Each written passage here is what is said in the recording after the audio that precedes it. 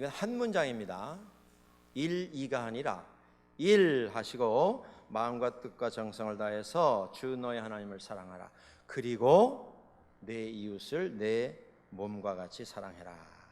말씀하신 그것이 신구약 성경의 가장 큰 주제라고 할 수가 있습니다.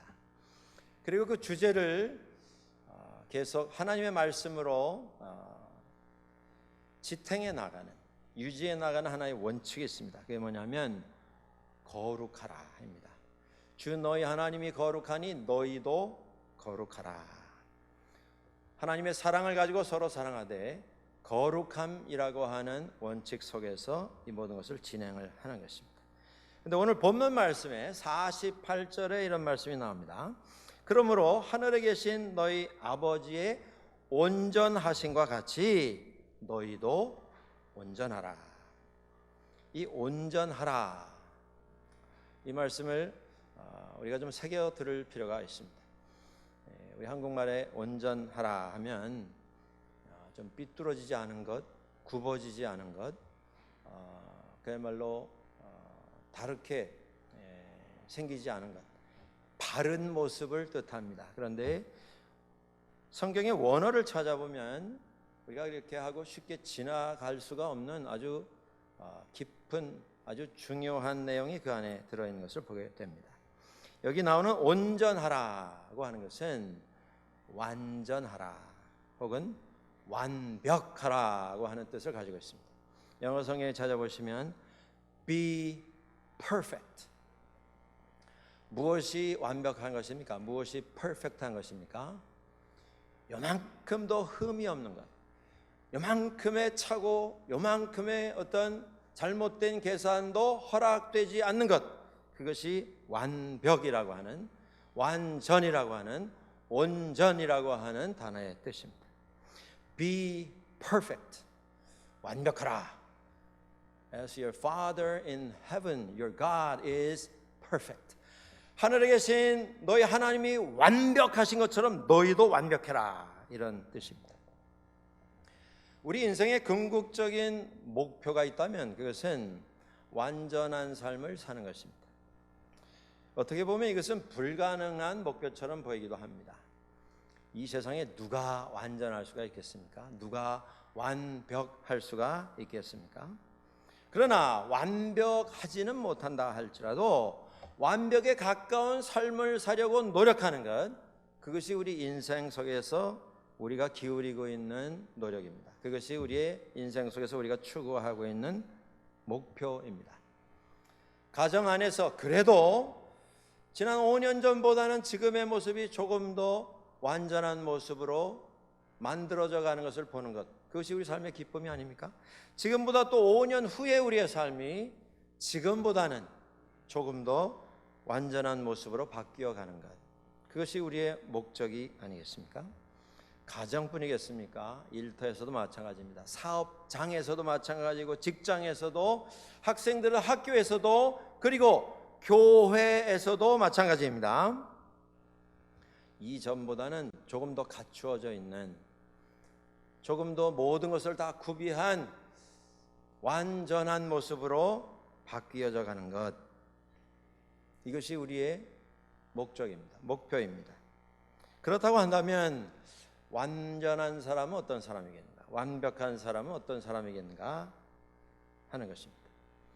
우리가 주변에 여러분들 어떤 사람이 완전한 사람입니까? 완벽한 사람입니까? 여러분들 기억나시는 내 주변에 이 사람은 정말 완전한 사람이다 생각하는 그 사람은 어떤 사람이겠습니까? 우리가 주변에 찾는 사람 가운데 가장 많은 정성과 관심을 기울여서 그래도 그 중에 완전에 가까운 사람을 찾는 경우가 있습니다. 그게 언제냐면 배우자 찾을 때 그렇습니다. 배우자 찾을 때. 네. 누가 완전하겠습니까? 많은, 그래도 내가 아는 우리 주변에 있는 사람 가운데 제일 완전함에 가까운 사람, 그 사람을 우리가 배우자로 찾게 되지 않겠습니까? 우리 주변에 그 중에 그래도 제일 나은 사람, 그 사람이 대상자가 되지 않겠습니까? 완전에 가까운 사람은 어떤 사람이겠습니까? 성격 좋은 사람. 제일 중요한 게 성격이 아닌가 이렇게 생각이 됩니다. 그 다음에 외모, 이건 무시할 수가 없습니다. 우리가 사람이기에 외모가 다는 아닙니다만은 전혀 무시할 수도 없는 중요한 요소가 될 것입니다. 세 번째, 젊은 사람들이 제일 관심 가지는 게 이겁니다. 키가 얼마인가? 네? 우리 한국 젊은 여성들 뭐 다른 건 다 용서가 돼도 뭐 이 키에 관한 거는 양보를 못한다, 이런 주장이 있습니다. 그 사람의 능력이 어느 정도 되는가? 사업, 직장에서, 사회 속에서 어떤 능력의 소유자인가? 이게 다 통과가 되면 대인관계는 또 어떤가? 물론 성격에 관여가 되는 일이겠습니다만은 이 모든 것이 다 구비가 되면 뭐 거의 완전에 가까운 사람이 아니겠습니까? 게다가 믿음까지 잘 갖춘 사람이면 정말 완전한 사람이다, 우리가 생각을 해볼 수도 있습니다. 교회에서 신앙생활 잘하고 봉사도 잘하고 헌금 생활도 열심히 한다, 완전에 가까운 사람일 것입니다. 우리가 계속 알게 모르게 완전을 추구합니다. 가정에서도, 일터에서도, 내 개인의 생활 속에서도, 공동체 생활 속에서도. 토론토에 있는 요크 대학에 고든 플래시라고 하는 교수가 있습니다. 이분은 이 완전함을 추구하는 것에 대해서 몇 가지 조언을 하고 있습니다. 완전을 추구하는 경향은 좋은 것입니다. 삶을 조금 더 구비되어 있는 삶으로, 정리가 되어 있고 질서가 있는 삶으로 만들기 위해서, 조금 더 나은 결과를 만들기 위해서 노력하는 것, 우리 믿음의 사람들이 관심 가져야 할 분야인 것은 틀림이 없습니다. 그런데 완전함을 추구하려고 하는 그 마음은 좋으나 이것이 완벽주의가 되면 여기서 문제가 발생합니다. Perfectionist, 삶 속에 요만큼의 오차도, 요만큼의 착오도 허락이 되지 아니하는 원칙, 아니하는 삶의 철학을 가지고 살아갈 때에 여러 가지 부작용이 발생을 하게 됩니다. 건강한 완벽주의는 좋은 것입니다. 삶을 조금 더 규모 있게 만들어주는 유익을 누릴 수가 있습니다. 그런데 병적인 완벽주의가 있습니다. 이 플렉 교수가 이런 말을 합니다. 완벽주의를 세 가지로 나눌 수가 있는데, 완벽주의가 되면 완벽을 추구하는 경향이 아니고 완벽주의, 이것만이 내 삶의 의미이고 내 삶에서 지켜가야 할 원칙이다. 완벽주의가 되면 이 완벽주의는 정신병적 현상으로 구분을 하는 게 더 합당한 일이다, 이렇게 말합니다. 그러면서 이분이 완벽주의를 몇 가지로 구분합니다. 첫째는 자기지향적 완벽주의. 내 삶 속에 내 자신이 완벽한 사람이 되기 위해서 노력을 하고 완벽한 사람이 되는 것을 남들에게 좀 보이고 인정받고 싶어하는 경향입니다. 내 삶 속에 요만큼도 오차도 착오도 실수도 허락할 수가 없는 것입니다.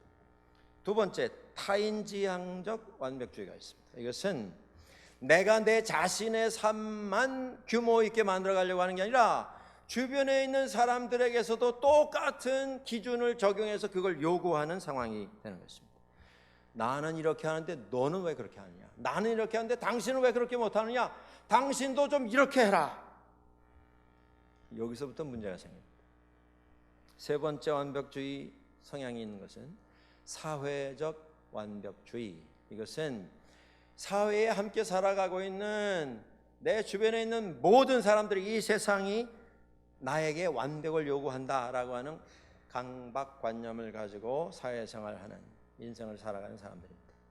그러니까 사소한 것일지라도 그것을 그냥 보낼 수가 없는, 모든 것에 완벽해야 하는 집착이 여기서부터 시작이 되는 것을 볼 수가 있습니다. 그런데 그 결과가 뭐냐? 플락 교수는 그게 심화가 되면 이건 정신병적 질환으로 구분하고 치료가 필요한 이런 상황이 올 수 있다, 이렇게 조언을 하고 있습니다. 여러분들, 우리가 삶 속에 그래도 좀 나은 삶을 추구하는 건 참 좋은 일입니다. 이제까지 그렇게 살아오셨습니다. 그런데 내 삶 속에 그리고 다른 사람들의 삶 속에서도 나는 요만큼의 오차도 착오도 용납할 수 없다라고 하는 원칙을 가지고 계시다면 다시 생각을 하시길 바랍니다.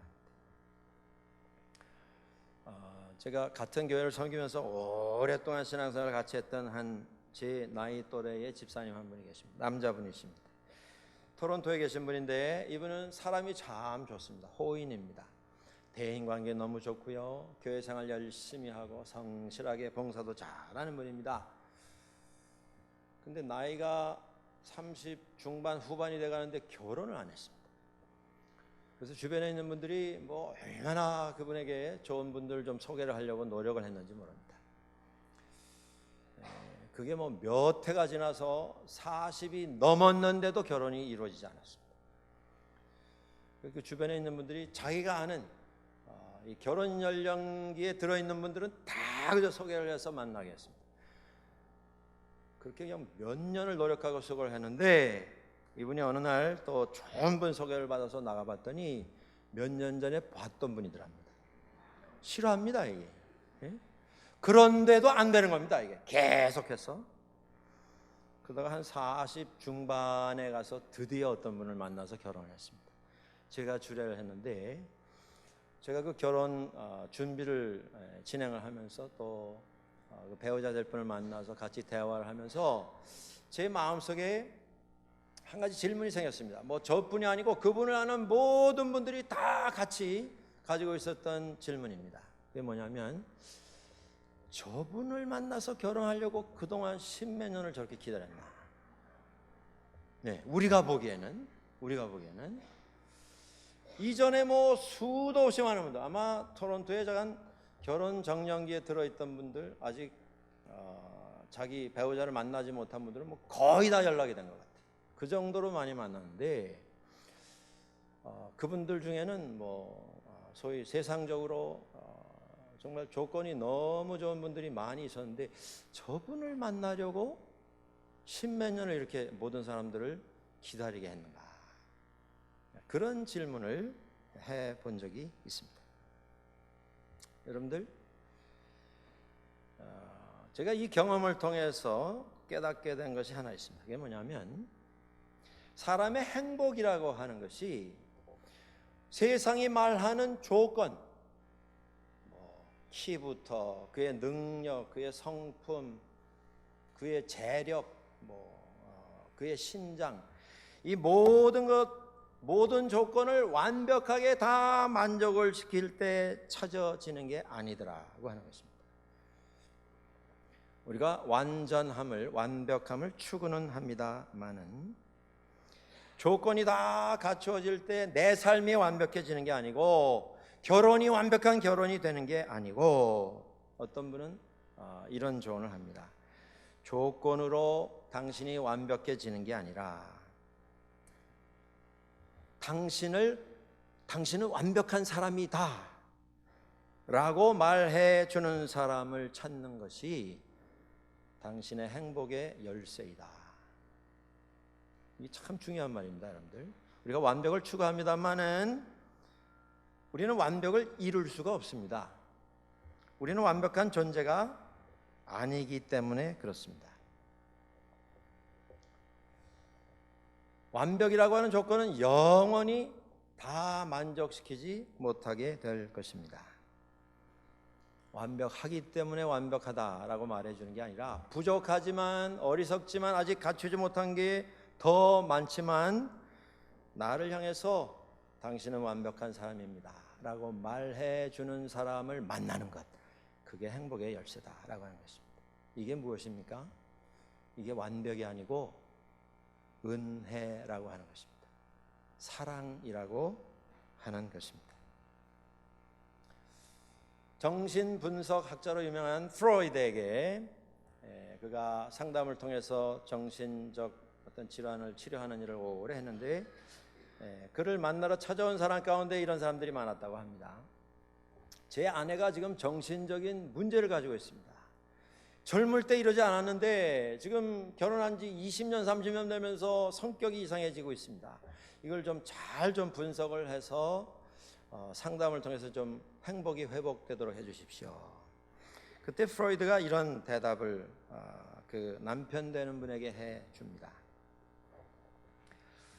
분석을 통해서 부인의 문제가 무엇이고 부인이 어떻게 이것을 해결할 수 있는가, 분석을 통해서 자기 자신, 인격, 자기 자신의 존재, 이것이 어떠한 것인가를 확실히 알게 되면, 자기 주관이 뚜렷하게 세워지면 제가 보기에는 10중 8구 당신의 부인은 당신을 떠나게 될 겁니다. 여러분들, 우리가 부부가 살아가는 것이 조건을 상대방이 충족을 시키기 때문에 살아가는 것이 아닙니다. 행복한 가정의 조건은 무엇입니까? 완벽함이 아닙니다. perfection이 아닙니다. 은혜입니다. 은혜.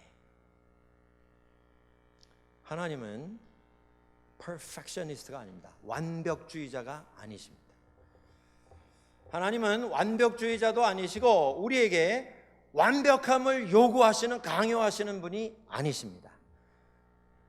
하나님은 완벽주의자가 아니시라 완벽하게 만들어주시는 분이십니다.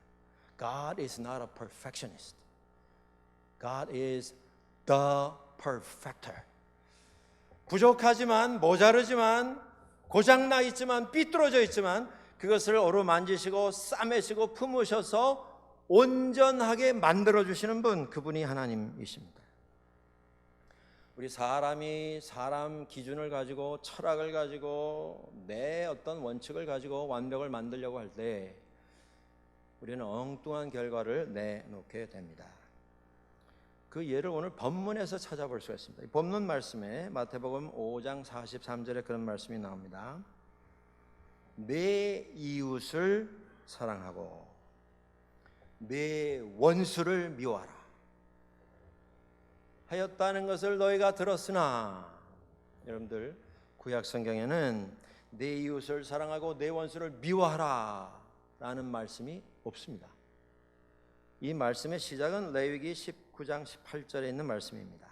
제가 한번 읽어보겠습니다. 원수를 갚지 말며 동포를 원망하지 말며 내 이웃 사랑하기를 내 자신과 같이 사랑하라. 나는 여호와니라. 이 말씀을 주셨습니다. 유대인들에게, 이스라엘 사람들에게. 그런데 이 말씀을 받은 이스라엘 사람들은 하나님의 말씀을 어떻게 하면 완벽하게 지킬 수 있을 것인가, 이걸 수백 년, 수천 년을 두고 공부를 하고 연구를 하고 분석을 했습니다. 인간의 지혜를 가지고, 인간의 기준을 가지고 그들의 완벽주의를 도구로 하여서 이 말씀을 지키려고 노력을 했습니다. 그리고 그들의 그 완벽주의의 결론이 뭐였냐면, 내 이웃을 사랑하기 위해서는 우리가 이걸 하면 우리 이웃을 완전하게 사랑하는 것이 되겠다. 그래서 첨부가 된 게 내 원수를 미워하라 였습니다. 하나님의 뜻은 내 이웃을 사랑해라, 원수 갚지 말고 동포 원망하지 말고 다 사랑해라 하셨는데, 인간은 완벽주의, 인간의 완벽주의를 추구하면서 그들이 결론을 내린 것입니다. 그 결론이 뭐였냐면, 이웃은 사랑하고 원수는 미워하면 이건 완전한 율법의 완성이다, 하나님의 말씀의 완성이 되겠다. 이렇게 그들 나름대로 생각하는 것입니다. 인간이 추구하는 완벽주의는 이러한 엉뚱한 결론을 참 자주 만들어냅니다. 주일날 남편이 예수 믿지 아니하는 가정에서 부인이 교회를 가셨습니다. 주일 아침이 되면 항상 남편이 비협조적인, 그래서 신앙생활하기가 쉽지 않은 그런 가정이었다고 합니다. 어렵게 교회를 갔다 왔습니다. 그런데 돌아온 아내 얼굴에서 이전에 볼 수 없었던 환한 미소가 풍겨나오고 있었습니다. 그리고 얼마나 친절하고 부드럽고 사랑스럽고 말 한마디를 해도, 이전 같으면 얼굴 표정에 벌써 기분 나쁘다는 표시가 나올 만도 한데 남편이 뭐라고 하든 그저 웃는 얼굴로 그렇게 잘 하더랍니다. 그래서 남편이 이 아침에 나간 그 사람이 맞나 의심이 될 정도로 표정이 바뀌고 태도가 바뀌었더랍니다. 며칠 가도 그 표정이 변하지 않더랍니다. 그래서 이분이 이 교회에서 분명히 뭔 일이 났다. 네? 그래서 아주 마음을 먹고 주중에 시간을 내서 사과 한 박스 들고 교회를 찾아갔답니다. 담임 목사님 만나가지고 제가 아무개 집사의 남편 되는 사람인데 지난 주일에 교회에서 무슨 일이 있었던 것 같습니다. 도대체 무슨 일이 있었던 겁니까? 아내가 완전히 달라졌습니다. 지난 주일에 무슨 설교를 하셨습니까? 그랬더니 목사님이 아주 난처한 얼굴을 하시더랍니다. 계속 물었더니 목사님께서 이렇게 얘기하더랍니다. 지난 주일에 제목이 내 원수를 사랑하라 였습니다. 우리가 신앙생활 말씀에 순종하는 삶도 완벽하게 하려고 자꾸 이것을 이원화시키는 경향들이 우리에게 있습니다. 나는 온전한데 저 사람은 온전하지 않다. 나는 하나님의 백성인데 저 사람은 내 원수 같은 사람이다.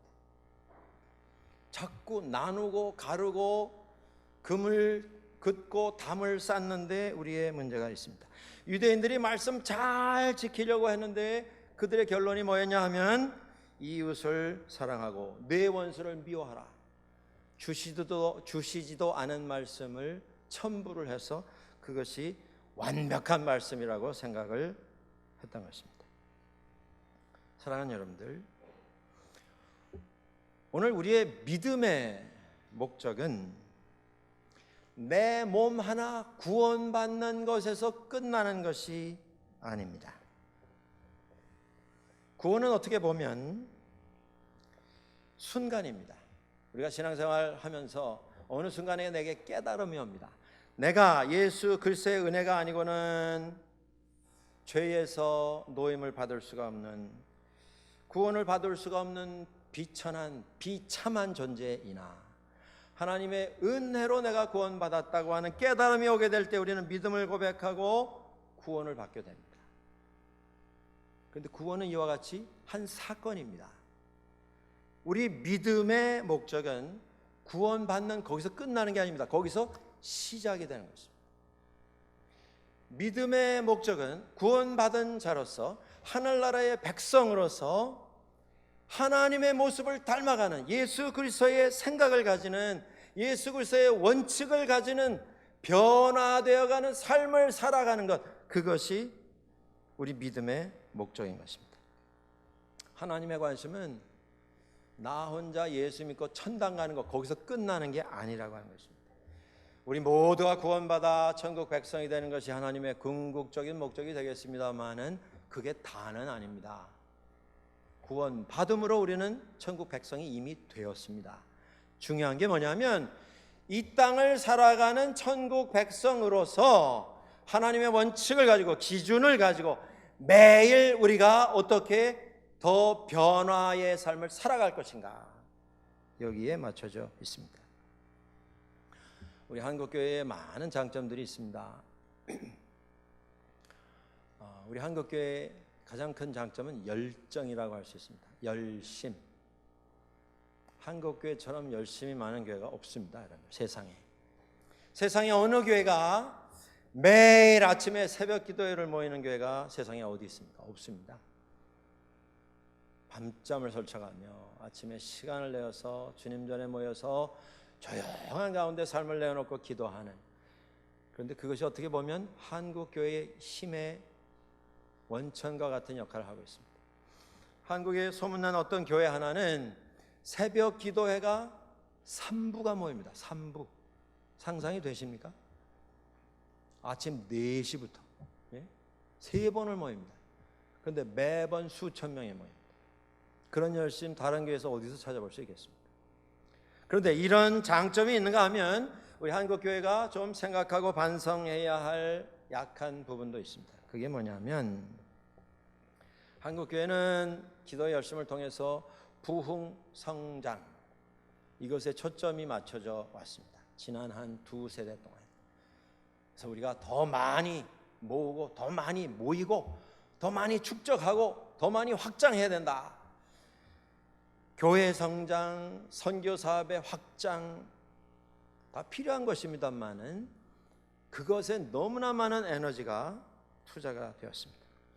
그와 동시에 좀 등한시되었던 부분이 있습니다. 그게 뭐냐면 어떻게 하면 하나님 앞에 구원받은 자로서 내가 변화의 삶을 살 것이냐, 성화의 삶을 살 것인가.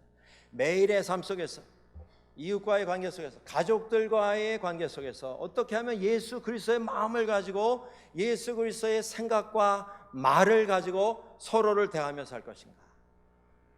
그 고민이 좀 등한시되었던 것이 사실입니다. 그런 변화의 삶을 살기 위해서 내가 어떻게 하면 또 순종하며 살 수 있겠는가? 사실은 이 부분이 더 중요한 부분입니다. 믿음은 한 사건이 아니라 과정입니다. 믿음은 깨달음을 가지고 내가 이제 믿었습니다, 아멘하고 끝나는 지나가 버린 어떤 행사가 아닙니다. 사건이 아닙니다. 믿음은 믿은 순간부터 하나님 앞에 서게 되는 그날까지 계속 변화의 삶을 만들어가는 과정인 것입니다.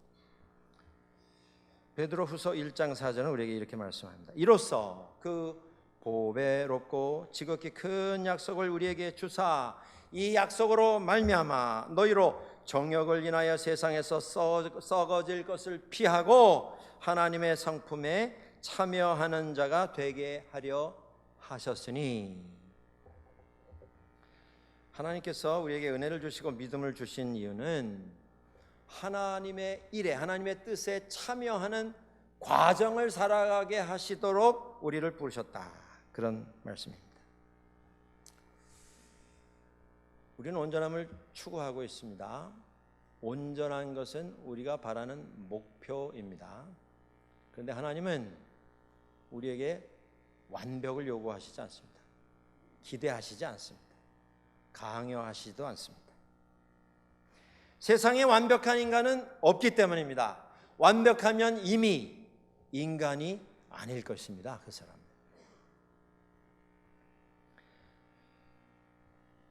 예수 그리스도께서 완벽하신 분이 되셨습니다. 하나님께서 완벽하신 분이십니다. 오직 하나님 한 분만이 완벽하십니다. 그런데 그 완벽하신 하나님께서 우리에게 오셔서 우리를 완벽하게 만들어 가십니다. 그런데 우리를 완벽하게 만들어 가시는 도구는 어떤 조건을 우리가 다 갖추게 하심으로 완벽을 위해서 필요한 1, 2, 3, 4 수도 없이 나열되어 있는 그 조건을 하나하나 채워가게 하심으로 우리를 완벽하게 하시는 것이 아닙니다. 하나님의 완벽하게 하시는 방법은 무엇입니까? 은혜입니다. 은혜. 사랑입니다. 사랑. 용서입니다. 용서. 우리 사람이 노력을 할지라도 우리는 우리가 가지고 있는 기준을 가지고, 우리가 가지고 있는 원칙을 가지고 우리 자신을 완벽하게 할 수는 없습니다. 우리 몸에 여러 가지 기관이 있지 않습니까? 지체가 있지 않습니까? 그런데 좌우로 몸이 대칭으로 만들어진 것을 보실 수가 있습니다. 눈, 귀, 팔, 다리, 여러 가지 기관, 이 내부에 있는 기관도 다 양쪽에 배치가 되어 있습니다. 그런데 한 몸인데도 좌우가 완벽하게 대칭으로 태어난 사람은 세상에 없습니다. 손발이 내 몸인데도 다 다릅니다. 눈 생긴 것 여러분들 자세히 거울을 들여다보십시오. 다 다릅니다. 머릿결 좌우가 다 다릅니다. 뇌도 다릅니다. 여러분들 누가 완벽한 사람이 있습니까? 한 몸, 한 시간에 태어난 일란성 쌍둥이도 똑같이 생겼는데 세포 하나가 반으로 분열이 돼서 두 아이가 탄생을 했는데 그 아이 똑같이 생긴 것 같아도 비교를 하면 다 다릅니다. 완벽한 사람은 세상에 없습니다. 그런데 하나님께서는 우리를 완벽하게 만들어 주셨습니다. 하나님은 perfectionist, 완벽주의자가 아니시라 perfecter, 우리를 완벽하게 만들어 주시는 분이시기 때문에 그렇습니다. 천국과 지옥이 다른 차이점이 딱 하나 있다. 그런 말을 여러분들 들어보셨을 것입니다. 천국은요, 사는 정도도 똑같고 먹는 것, 입는 것 지옥과 똑같답니다. 그럼 뭐 지옥에 갈 일이 뭐가 있겠는가? 천국에 갈 이유가 뭔가? 다 똑같으면 하나만 다르답니다. 그 다른 게 뭐냐면 지옥은 두 번째 기회가 허락되지 않는 것이라. 실수 있으면 그걸로 끝입니다. 실패했으면 그걸로 끝입니다. 영원한 끝입니다. 심판입니다.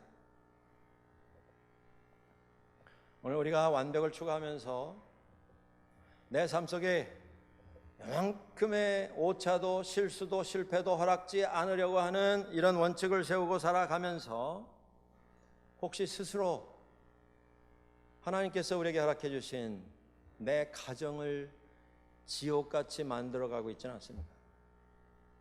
하나님께서 함께 모여 예배하고 기도하고 사랑으로 권면하고 축복하는 이 믿음의 공동체 안에서, 교회에서 우리가 만들어 놓은 우리의 원칙, 우리가 만들어 놓은 기준을 가지고 재고 달고 평가하면서 신앙생활 한다고 하면서 한편 지옥을 만들어가는 이런 실수를 우리가 범하지는 않는지 한번 확인을 해볼 필요가 있다고 하는 것입니다.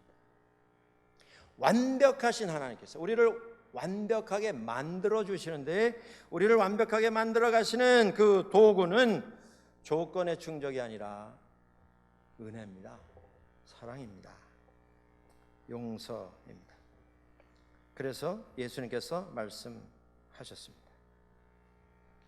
너희가 사랑하는 사람만, 너희를 사랑하는 사람만 사랑하면 무슨 상이 있겠느냐? 세리도 그렇게 한다. 너희 형제에게만 무난하면 무엇이 다르냐? 세상 사람들도 그렇게 하고 이방인들도 그렇게 하지 아니하느냐? 그러면서 주님께서 말씀하십니다. 원수를 사랑해라. 그게 완벽이다. 원수는 미워하고 이웃은 끔찍히 사랑하는 그게 완벽이 아니고, 이웃을 사랑하는 그 사랑으로 원수를 사랑해라. 핍박하고 괴로움을 제공하는 그 사람을 위해서 기도해라. 품으라는 것입니다. 은혜로 사랑으로 품고 함께 기도하며 함께 위로하고 함께 씨름하며 주님께서 맡기시는 일을 잘 감당을 해 가라고 하는 것입니다. 하나님은 악인과 선인에게 똑같이 해를 비추시고 불의한 자와 의로운 자에게 똑같이 비를 내리시는 분이십니다. 하나님은 부모의 심정으로, 아비의 심정으로, 어미의 심정으로 자식을 살피시는 분이십니다. 죄는 미워하시지만 죄인은 끝까지 품으셔서 사람 만들어 가기를 원하시고 기다려 주시는 분이십니다.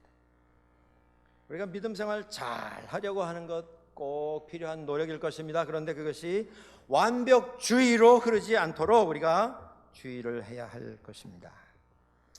한국교회가 최근에 너무나 경직된 흑백의 논리를 가지고 세상 모든 현상을 진단하려고 하는 모습들을 보며 마음 아픈 적이 여러 번 있었습니다. 시간이 꽤 지났습니다마는 미국의 뉴올리언스 지역에 큰 태풍이 와서 물난리가 난 적이 있습니다. 태풍 카트리나가 몰아닥쳐서 그 큰 도시가 다 홍수가 나서 침수가 되었고, 20세기에 미국에서 몇 대 도시라고 하는 그 대도시에 죽은 시체가 둥둥 떠다니는, 그리고 그것이 며칠 동안이나 그냥 방치가 되는 이런 비극이 일어난 적이 있습니다.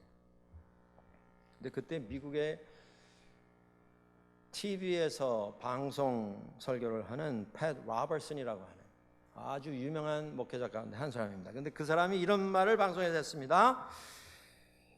태풍 카트리나를 통해서 뉴올리언스 지역에 엄청난 피해, 인명 피해, 재산 피해, 재난이 닥친 것은 그 지역에 동성애자들이 많기 때문에 하나님께서 벌을 주신 것이다. 심판하신 것이다.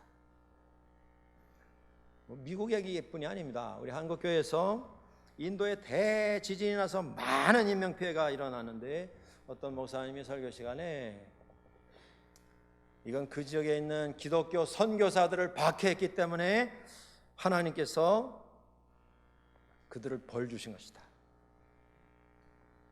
벌써 오래 지났습니다만 인도네시아 지역에 지난 세기 20세기 최대의 해일 피해가 일어나지 않았습니까? 지진을 통해서 수십만 명이 죽었습니다. 그때 어떤 목사님이 또 강단에서 이건 이슬람에 대한 하나님의 심판이다. 미국의 더킨슨이라고 하는 반기독교 운동을 이끄는 사람이 있습니다. 그 사람이 이런 말들을 들으면서 이렇게 비난을 했습니다. 당신들이 믿는 그 하나님이 그 지역을 정확하게 구분할 실력이 없으신 하나님인가 보다. 그래서 그냥 그 지역에다 물을 확 부어가지고 그 지역이 다 떠내려가게 하셨나 보다. 그러고 비난을 했습니다. 조롱을 했습니다. 교회가 왜 이런 말을 들어야 합니까? 점점 호전적으로 흑백으로 내 편을 가르면서 구분하고 당을 짓게 되면 우리는 복음을 잃어버린 사람이 되어 버릴 것입니다.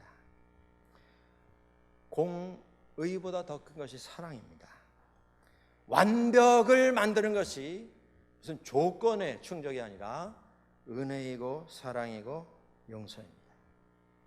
하나님께서는 이스라엘의 원수 가운데 하나인 아수르까지도 선지자 요나를 보내셔서 회개케 하신 분이십니다. 그때 요나가 항의를 했습니다.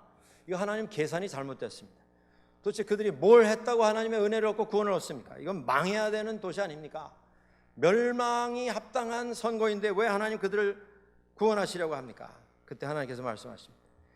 이 큰 성읍 니느웨에는 좌우를 분변치 못하는 사람 12만 명이 있고 육축도 많이 있는데 내가 당연히 아끼지 않겠느냐. 주님께서 말씀하셨습니다. 너희 원수를 사랑하고 너희를 핍박하는 자들을 위하여 기도하라. 물론 쉬운 계명은 아닙니다. 우리 힘으로 할 수 없습니다. 내 상식으로, 내 기준으로, 내가 가지고 있는 내 원칙으로는 할 수가 없습니다.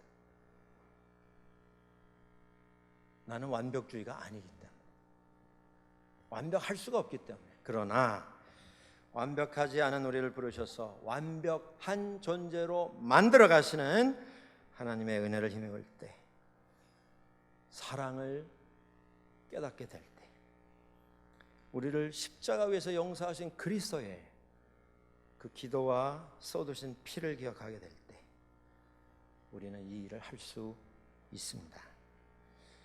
5월 달입니다. 가정의 달입니다. 하나님 은혜 속에서 한 가족이 된 우리들, 서로를 주님의 은혜를 가지고 대하십시오. 세상에 완벽한 사람은 아무도 없습니다. 인간이 아무리 노력해도 엉뚱한 원수는 미워하고 이웃은 사랑해라고 하는 결론밖에는 내릴 수가 없습니다. 그게 최선입니다. 인간이 할 수 있는. 그러나 그 불가능한 일을 우리에게 맡기시고 먼저 우리를 사랑하셔서 그 일을 이루시는, 우리를 통해서 하나님의 완전한 사랑을 이루시는 하나님의 은혜에 힘입어 이 일을 함께 감당해가는 원교회가 될 수 있기를 주의 이름으로 간절히 축원합니다. 같이 기도하시겠습니다.